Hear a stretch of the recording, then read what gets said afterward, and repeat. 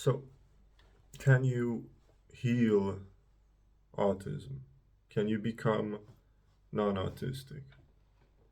I don't know. I can only say but what my ins are about autism. And as so often, I would want to start off with etymology because I think it's not just a dorky mapping.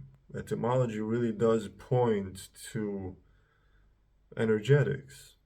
And the etymology of autism, I remember, is from Greek, and it means auto self. Okay, so it points to selfhood.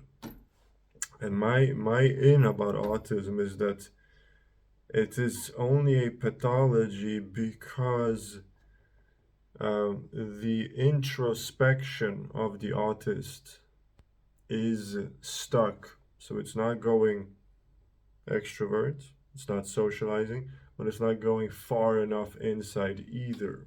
Maybe, okay? And this is because of environment, culture blocking it, right?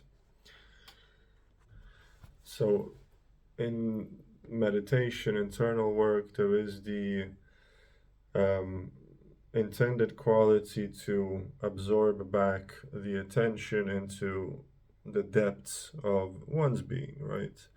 This is something I observe autists and autism to be doing, right? Autists are very fast on the mind, very calculatory, very this, very that. So, am I autistic? My older brother, the doctor, says no.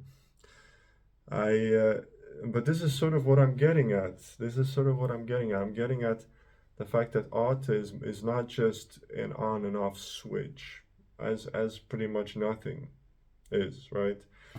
In Ayurveda, the Oriental medical system, I would say autism is, or at least the aggravated form of autism, the sort of highly dysfunctional form of autism is, you know, being head bound, being mind bound, as opposed to heart bound and physicality bound in your stomach.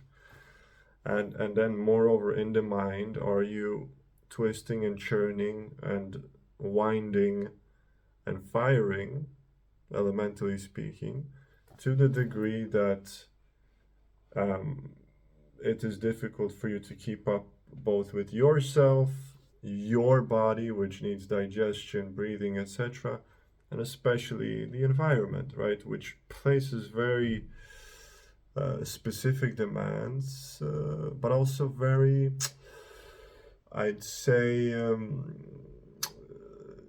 static demands that are not necessarily pliant or historically have not been pliant to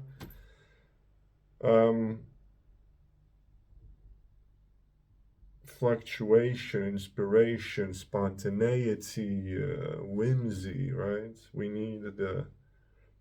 We have needed the army of conformists.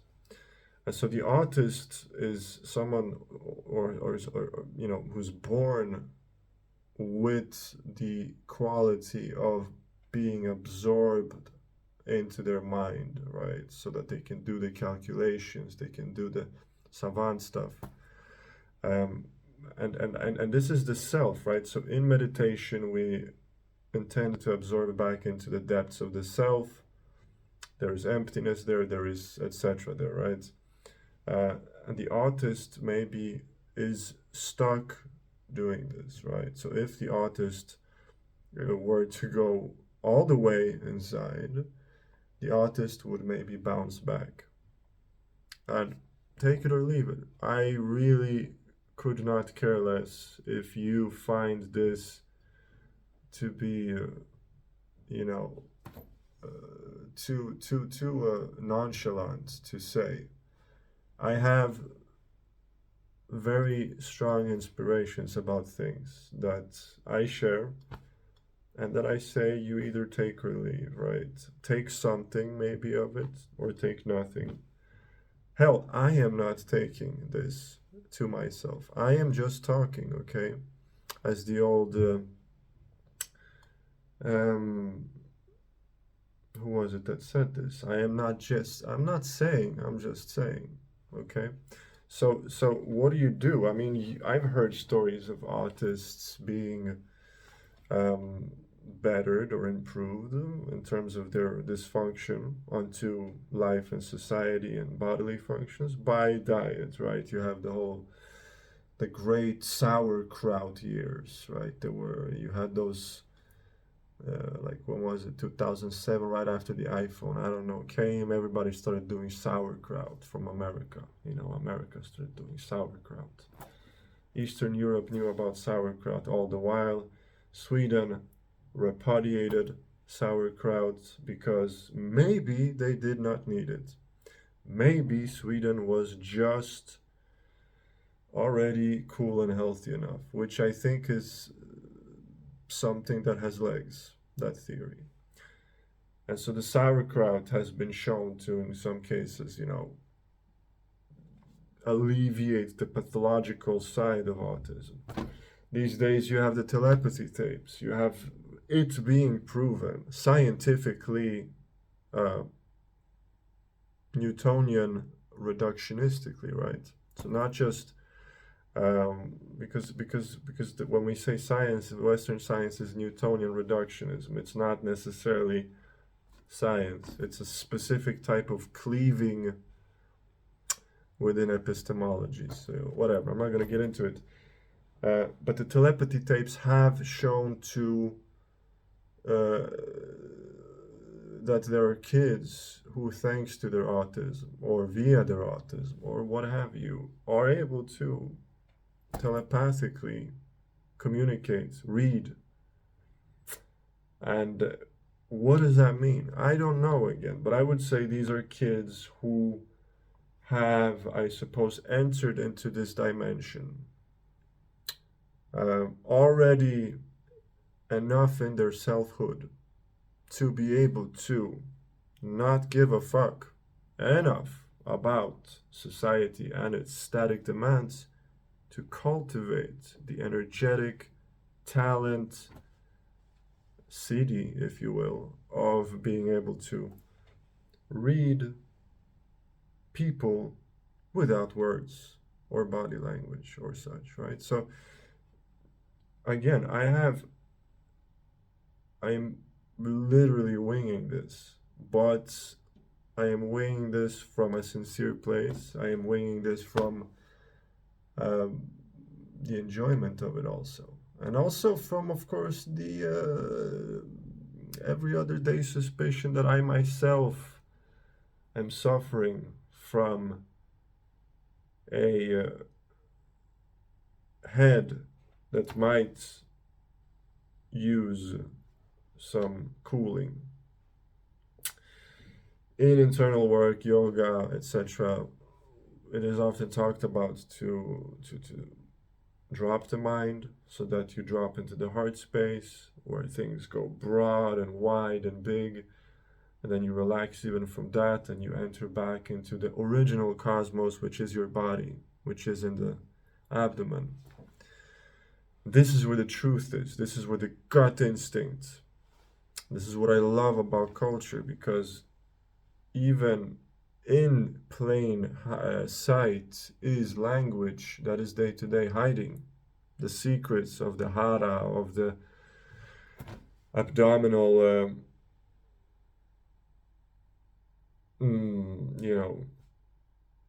practice of yoga and such. So, is this to say that the mind is bad always? No, it is to say that balance is required. It is to say that all centers, physical, heart-based, or mind-based, can be pathological or can be harmonious, right? So, uh, yeah, food for thought, maybe. Or maybe just me having fun.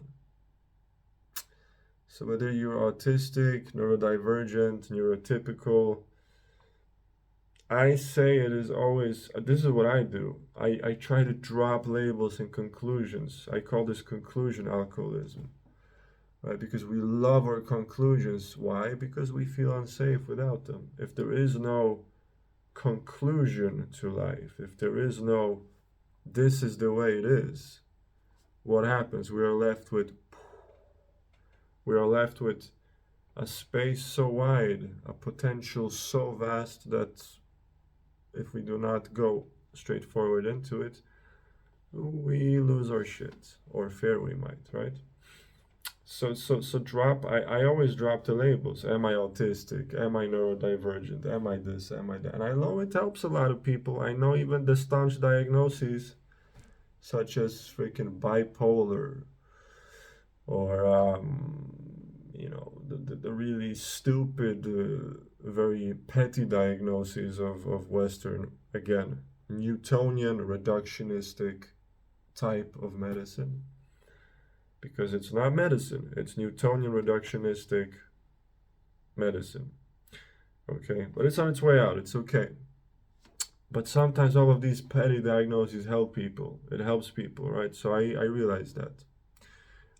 So do what you gotta do, which is what you're going to do anyway, right? And which is what I am doing. But I feel that I had fun talking about autism today. Okay, so happy selfhood, everyone.